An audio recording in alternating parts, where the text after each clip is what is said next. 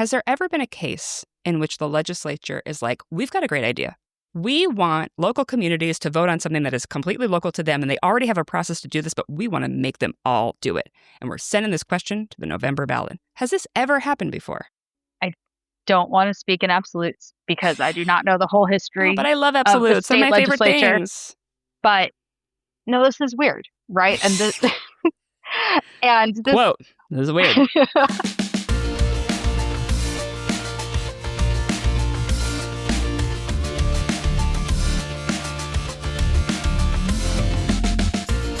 You're listening to New Hampshire Has Issues, and I'm your host from the future, Liz Canada. This episode has stressed me out more than almost any other one, actually, which is shocking because I actually know some things about education and feel most comfortable about education because I have an education policy degree, braggy. But I'm just going to say this up front, that this is a mess, what we're going to be talking about on this episode. Because today's episode is about a new question going on all of our ballots this November, no matter where you live in the state. The question on the ballot asks, do you want to put a budget cap on your school district budget for the next 2 years? This is extremely weird because what the legislature has decided is that a local issue, school district budgets and a potential budget cap, is going to be decided on our state ballot in November and not through the usual process. You've heard me talk about this before. I had an episode with Nico Papakonstantis about select boards and deliberative sessions. For a local issue, we have a local ballot, and school budgets are on the local ballot.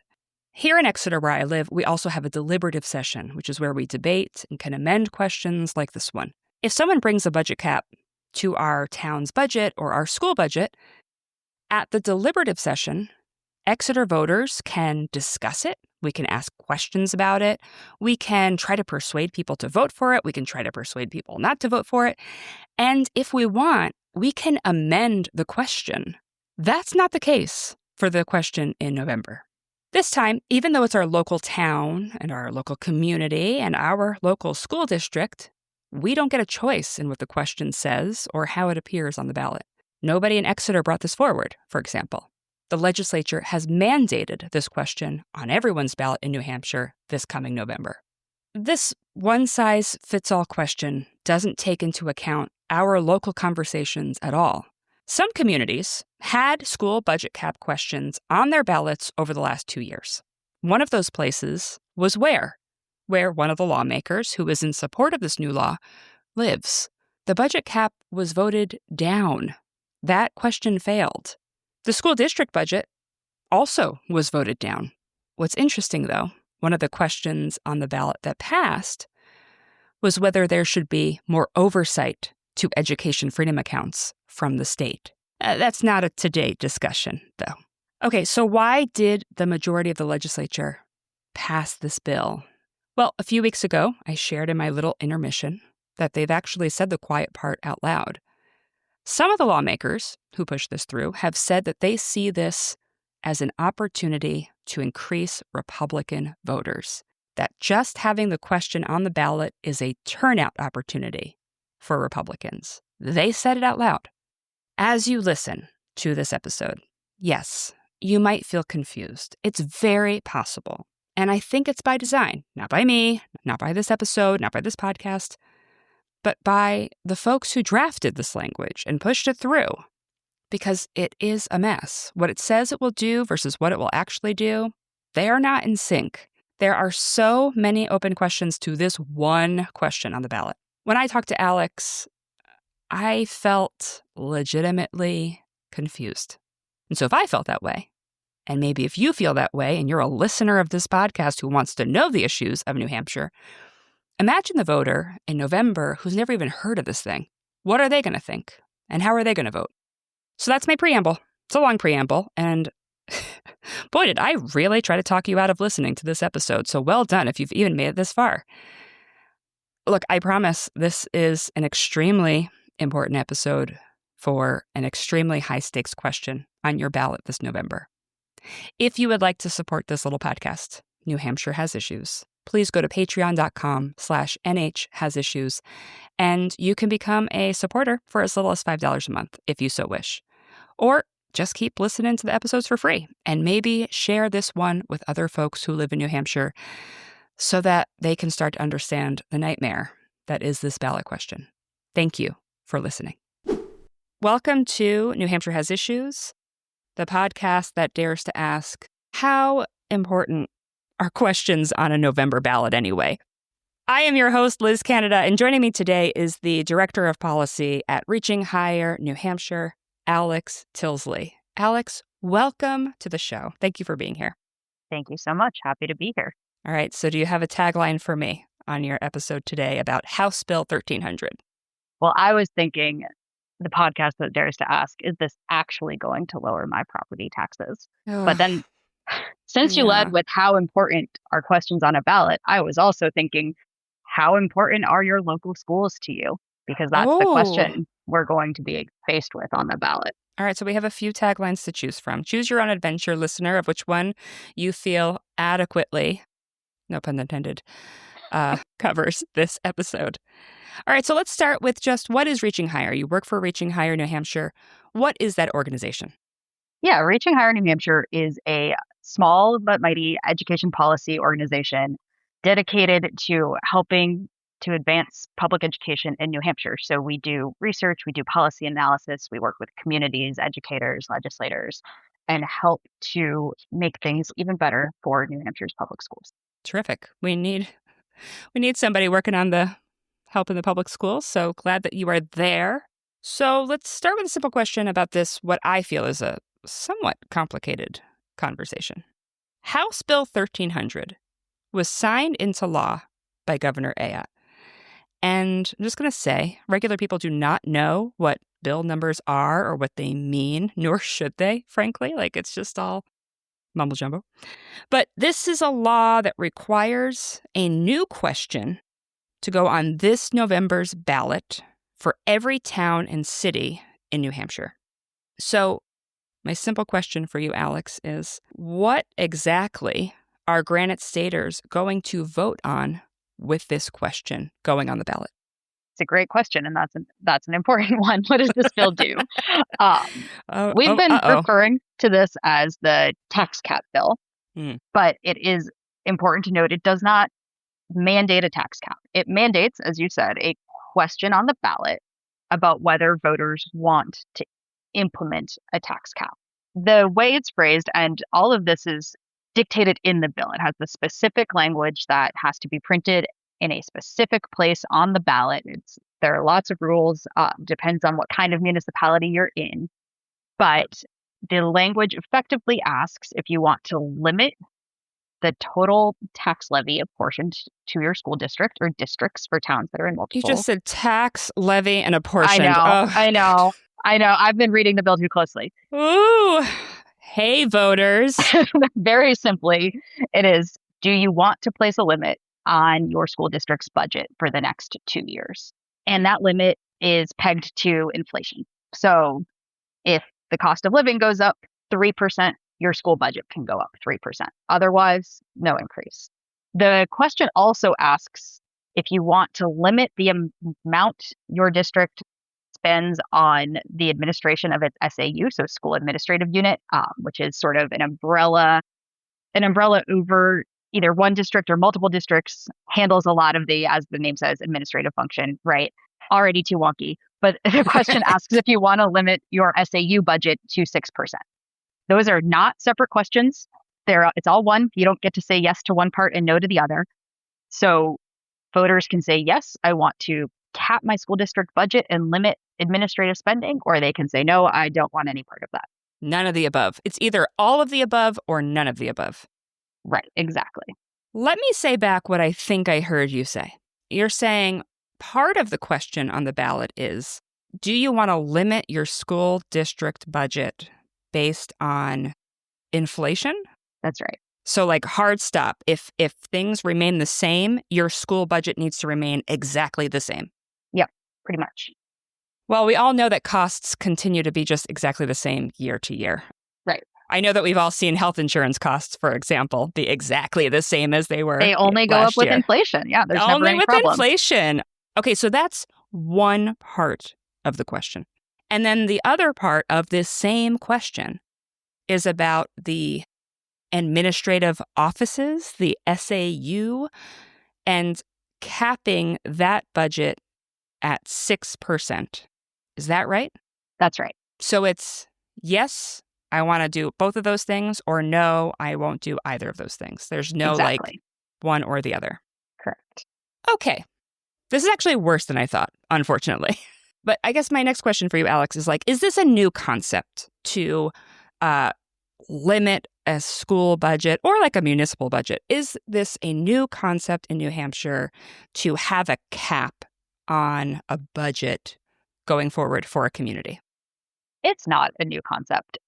School districts have always had the ability to institute budget caps or tax caps, and those show up in different ways. Sometimes they limit the total school budget, and then you kind of back into a tax rate from that, right? So if you have a total number you need to raise for your school, then the Department of Revenue Administration figures out based on your property values, how much is everyone paying in taxes. So that's one kind of cap. Sometimes we see a per pupil spending cap. And then sometimes you see this actual cap on tax rates. We don't want the rate to go up more than a certain percent. So there are a few different mechanisms, all variations of a cap. But anyway, districts have always had the ability to do this through the school district meeting or school district vote process. So a citizen can submit a petition warrant article through the typical process. And that varies again by kind of municipality, but every town has a way to do this. And then that goes to the school district voters for a vote, typically in March as part of town meeting season.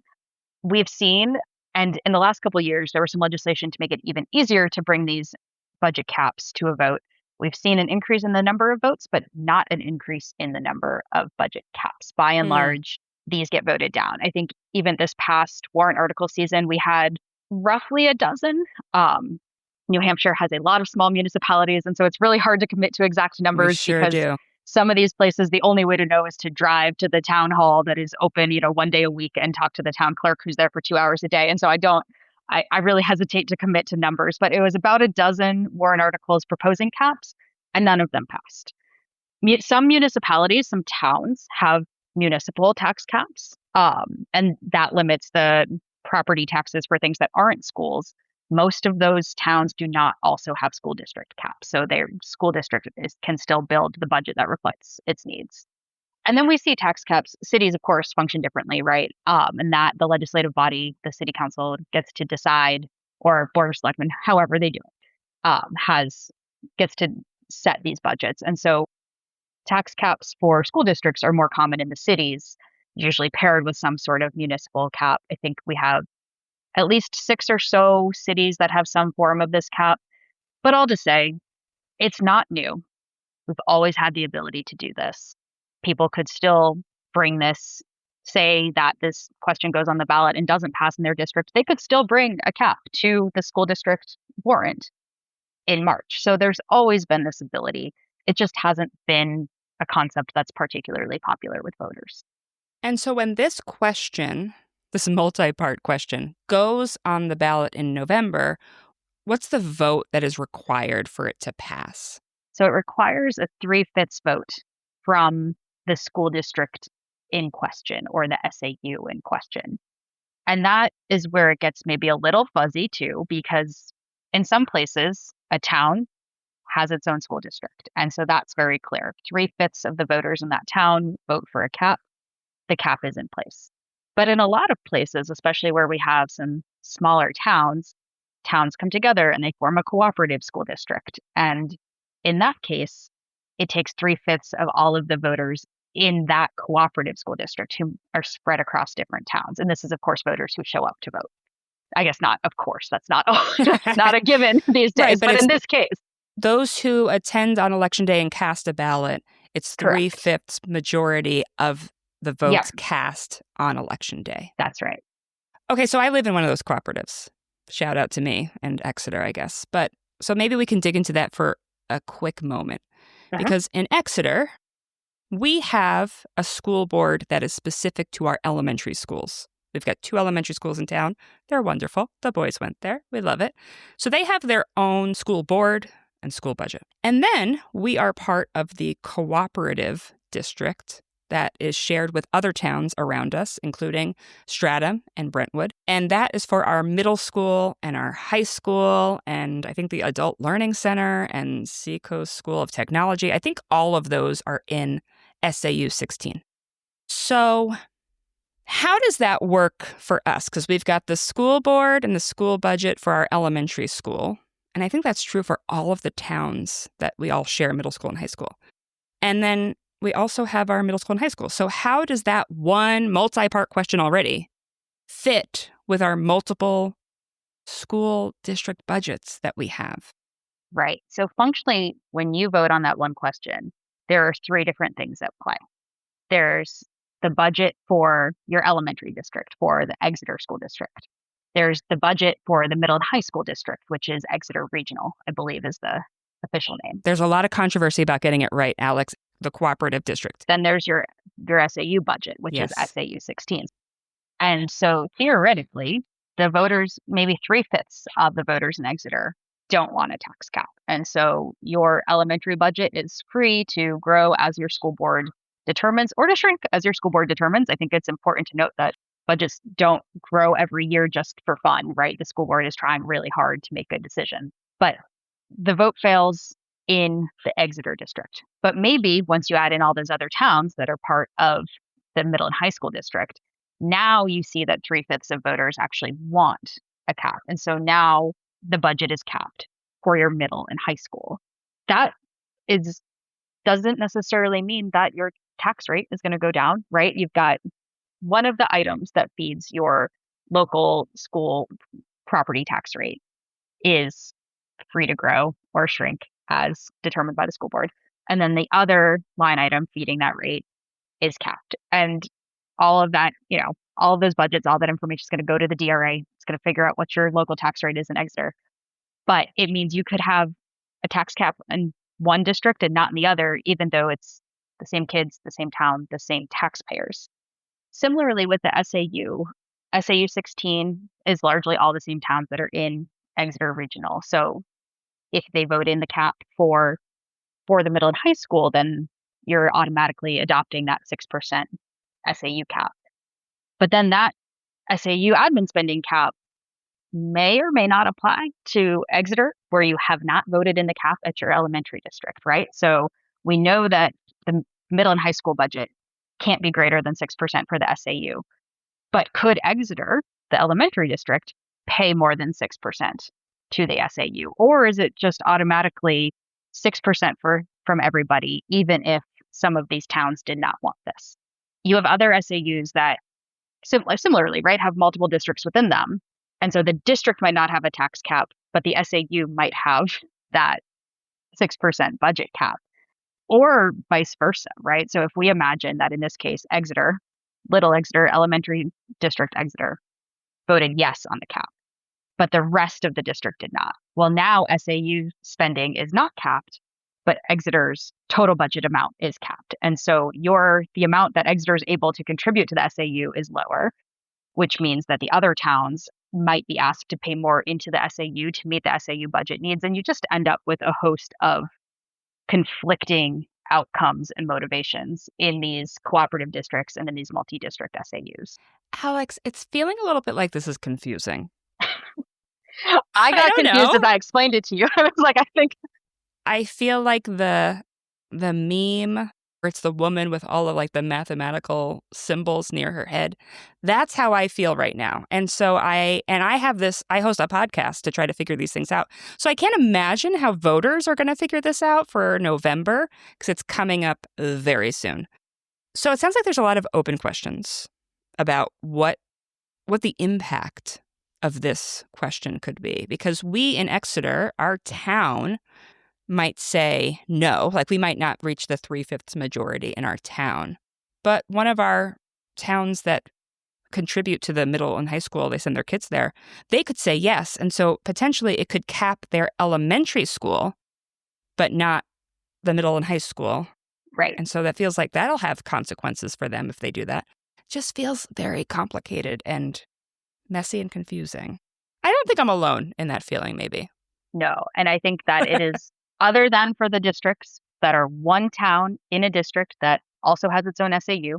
It is messy and confusing, and we're going to see what happens. What gets capped? Because, for school district budgets, they're not like a one-page document where it's like, how much money? That much? Okay, just figure it out. Like, there are a lot of line items in these budgets, and there are things associated with salaries. There are extracurricular. There is like, do you get new Chromebooks this year? Technology. There's a ton of different line items. So based on what is in House Bill 1300 and this law, what would actually be capped if a community votes yes at a 3/5 majority? You'd think that would be a simple question. Oh, no. Oh, God.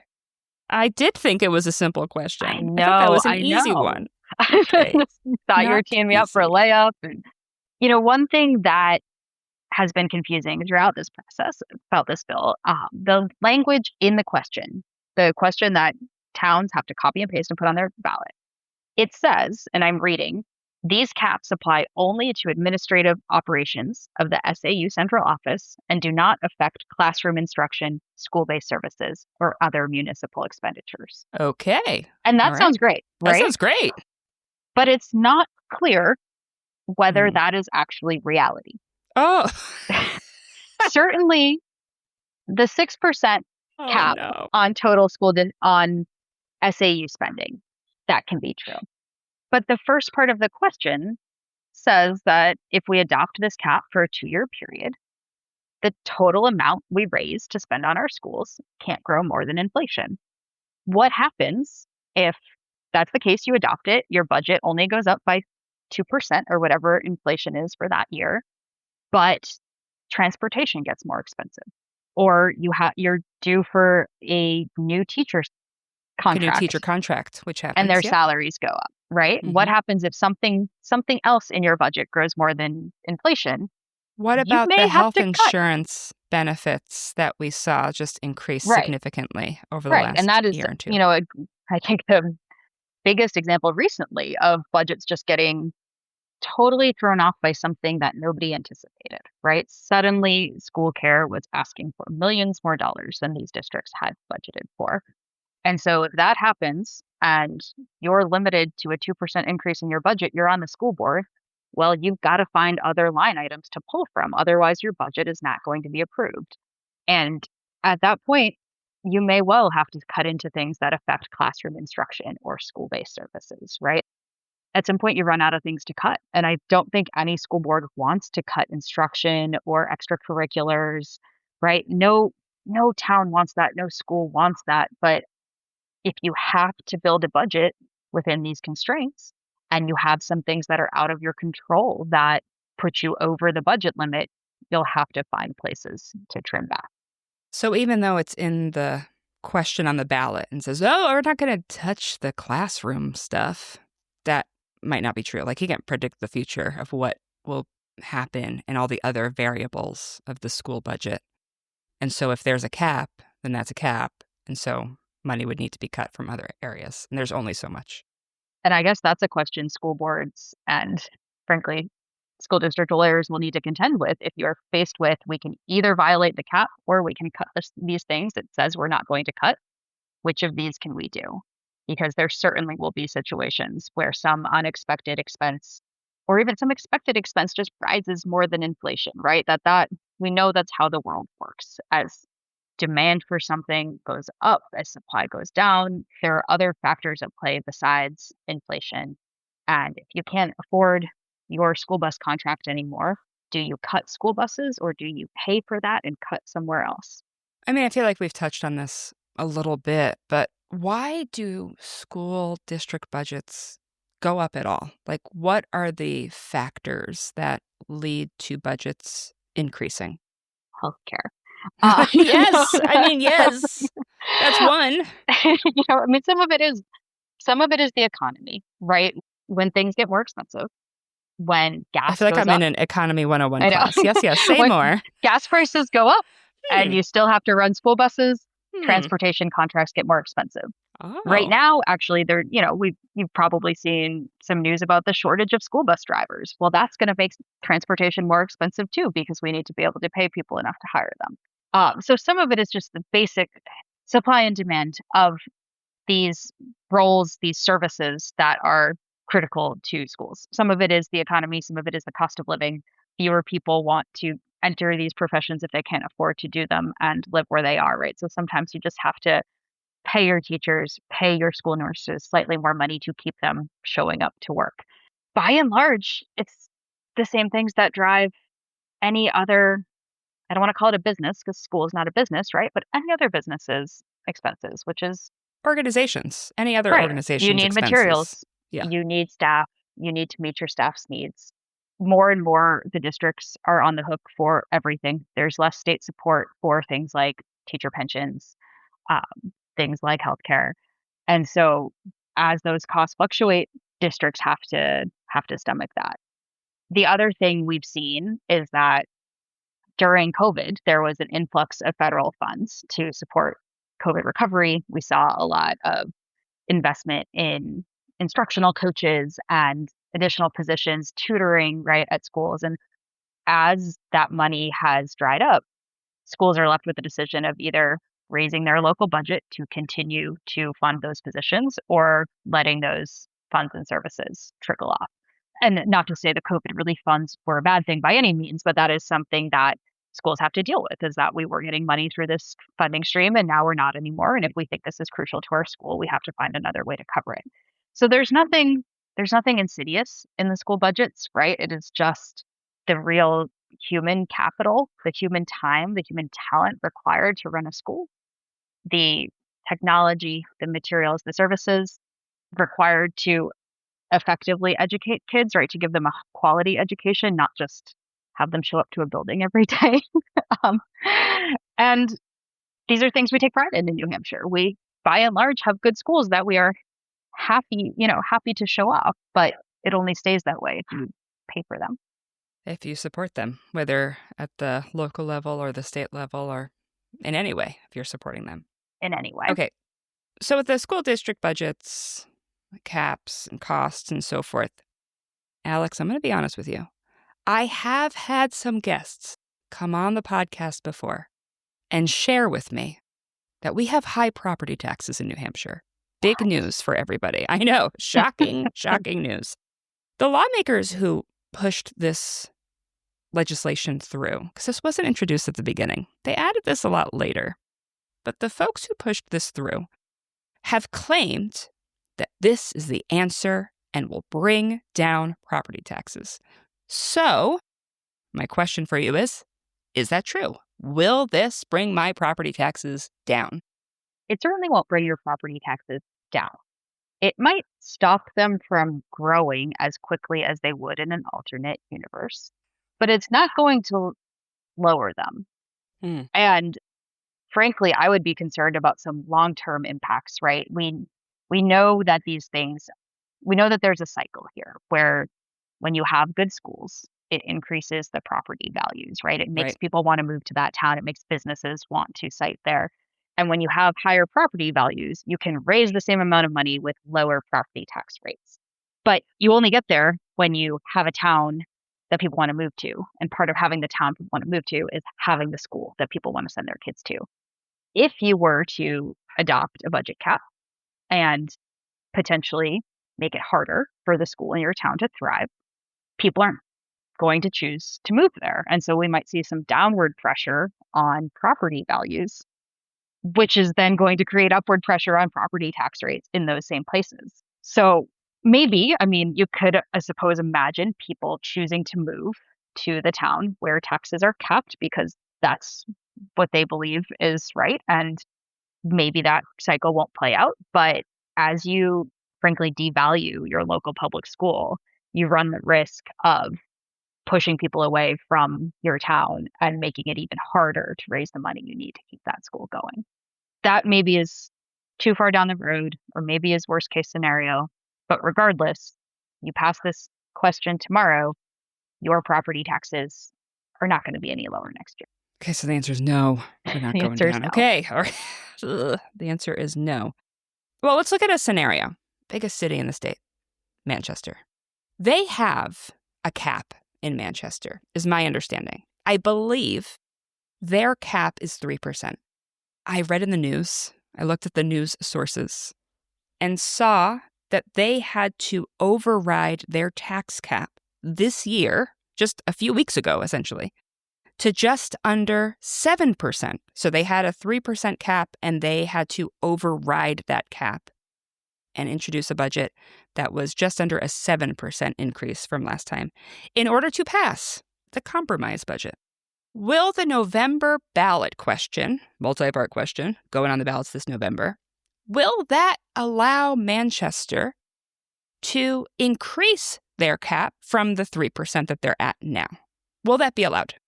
It's really unclear how this question is going to interact with existing caps. There is language in there that says nothing in the new bill will supersede any more restrictive property tax limitation. So if you've already capped your budget increases at less than inflation, then this bill won't supersede that. But most of the tax caps that exist seem to be things like Manchester's, like 3%, right? Which this is the number, this is a right. percentage. Yeah. Maybe some years that's more than inflation, maybe it's not. The other thing that's really not clear is it seems like from the language of the bill, this question has to go on every ballot regardless of whether the town already has a cap in place. If this doesn't pass, I would think that the existing cap remains in place. But if it does pass, what does that mean for the existing cap? What does it mean for the SAU piece of the cap? What is that in Manchester or some of these other cities that have both school district and municipal caps? What does it mean for the municipal part of the cap? There are a lot, I think, open questions about exactly how this manifests, particularly in the cities that have these municipal caps already. So it's not a simple, it goes on the ballot and it's replaced. The 3% is replaced. It's not straightforward like that. No, it's not straightforward. Okay. And we didn't talk about this in sort of the earlier questions, but this question is applicable for 2 years, even though school budgets are based on a year-to-year basis. How long does this last? Like, what time period are we talking about? It's going on the ballot this November. How long does it take effect? Forever? Going on the ballot this November and then 2028. That's it. It's on the ballot twice. Two bites of the apple. Okay. Right. And the question says if adopted for a 2-year period. So it seems that if in 2026 this passes, you're under a budget cap for 2 years. And then in 2028, you get another shot to vote. So if you hated that life, I guess you can make a different choice. Or maybe at that point you want a cap. In 2028, same thing. And that was a little bit of a compromise. There was, I believe, the House version of this bill originally said every 2 years, and then the Senate wanted one vote. And so this is the compromise vote, is that you get 2 votes and the entire bill goes away in 2032. Just dissolves after redistricting when new maps are drawn, and it's going to be totally different in 2032. It's fascinating that these are the years because it's 2026 midterms, 2028 presidential election, and then it all goes away after the 2030 vote, which then determines how maps are drawn for state legislature and Congress and so forth in our states. It's just interesting that these are the times. And yet not on any of the spring ballots when, like, my school district budget is actually being voted on. Yeah, it's weirdly coincidental. Extremely weirdly coincidental. Has there ever been a case in which the legislature is like, we've got a great idea. We want local communities to vote on something that is completely local to them, and they already have a process to do this, but we want to make them all do it. And we're sending this question to the November ballot. Has this ever happened before? I don't want to speak in absolutes because I do not know the whole history. But I love absolutes. Some of my favorite things. But no, this is weird. This happened because there have been so many attempts in the last few years to just implement these budget caps top down, and they've all failed. They have not gotten out of the legislature. There's not support for them. So this was sort of the backdoor way. We're not going to implement them. We're just going to make everybody take a vote that they could already take through these other channels that honor our local democratic processes that we love and cherish in New Hampshire. And of course, the people who support this bill, have really said this is not a state mandate, but it is a state mandate. We're mandating a vote, and it sets a really interesting precedent. Interesting, dangerous, I don't know, but right, what does it mean if the state can tell you what you have to vote on at a local level, can prescribe the language that you have to put on the ballot that will affect how you run your municipality? That is pretty different from how we've seen the state-local relationship in the past. And I think it opens up a lot of questions about whether this is the right role of the state relative to our local governments. I guess I'm really curious to know how many of the lawmakers who pushed this through and passed it and voted for it have budget caps in their own community. How many have written their own warrant articles to have on their own ballots? Question. I'm really curious to know how many have done this in their own hometowns and have seen that it has worked, and so they wanted to bring it to everybody. Just so curious to know how many of them have done this already. I mean, I think based on the process that already exists in law, that they can do this in their own community. Well, and even if they have done it, it hasn't passed. And I think that really disappointed some folks in the last couple of years, is that they made it easier to pass a budget cap, and we had more votes at the local level on budget caps, and yet still nobody passed a budget cap. And there's some school of thought that more people turn out to the general election than to their town meeting or school district meeting. And so because this affects everybody, it's important to put it on the ballot that more people turn out to. But there's also a school of thought that we already have a process for this that involves budget presentations and meetings with the people who are building the budget, and involves deep community engagement in making these decisions. And there are opportunities with this bill. One of the last minute changes was that towns are allowed to have a town meeting before the vote if they want to. Like a public hearing to come share their thoughts. Yeah. But then we're just kind of recreating the process that we already go through in school district meeting season, but we're doing it at a weird time in the process and not making it part of the responsibility, right? There are plenty of towns that won't do this, and they'll never get to have these conversations. And in small places like we have here, that's people like that. People want to engage. They want to understand why is the budget this way? What maybe in one town it's healthcare, maybe in another town it's because they're trying to open a new grade level. Maybe in another town it's a new curriculum, right? Understanding what is driving your budget helps you make those informed decisions. And we have a multi-layered, multi-step process to help people understand what's in their school district budget. And none of that is going to happen before they vote on this question in November. All I can do is take a deep breath and sigh. Feels like there's a lot of open questions about this open question that's going on the ballot this coming November. I think that one important thing to understand is how the timing of this question fits into school district budgeting. Because this question, right, goes on the ballot in November. And if it passes, that affects the budget that your school board presents in February, March, whatever your town meeting timeline looks like. Those budgets are already being built. And so right now we have school districts that are building multiple versions of their budget because they don't know if they're going to have a cap or not, and they don't know what that's going to look like. November is not a time to be making that decision. And so this really throws off the process. It's actually creating additional administrative work, and interestingly, probably creating additional legal work for these districts, even though admin and legal costs are one of the things that the bill tries to limit. So it feels like, and this is not the only example, right? But it feels like one of those cases where in trying to be able to say that we are reining in costs, we are actually creating more costs, more confusion, more demand on our already tapped administrators, and more demand that's outside the realm of actually educating children. This is something that a lot of district administrators are going to have to spend a lot of time on that has absolutely nothing to do with the quality of the education they're offering in their schools. And Right. yeah, this is going to be the thing that everyone's talking about this fall instead of thinking about what else we could be adding for our schools and for our kids. Yikes. That's all I can say. It's just yikes. And, not to now get on my soapbox. Please. The other thing that I want to note is the property tax problems are real, right? Yeah. Our property taxes are high.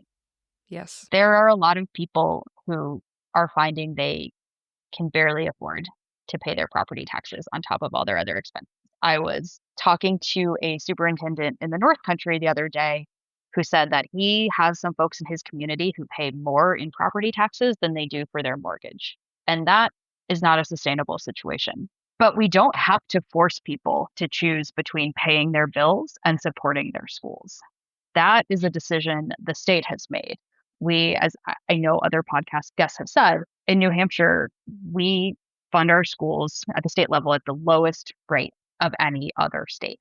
Not necessarily the dollar value, right? But the percentage of our funding that comes from the state is lower than anywhere else, which means that that burden falls to the local property taxpayers. And so we've created, by this unwillingness from the state to raise the revenue needed to distribute it in a way that supports all of our schools, to think more creatively about how to fund education everywhere.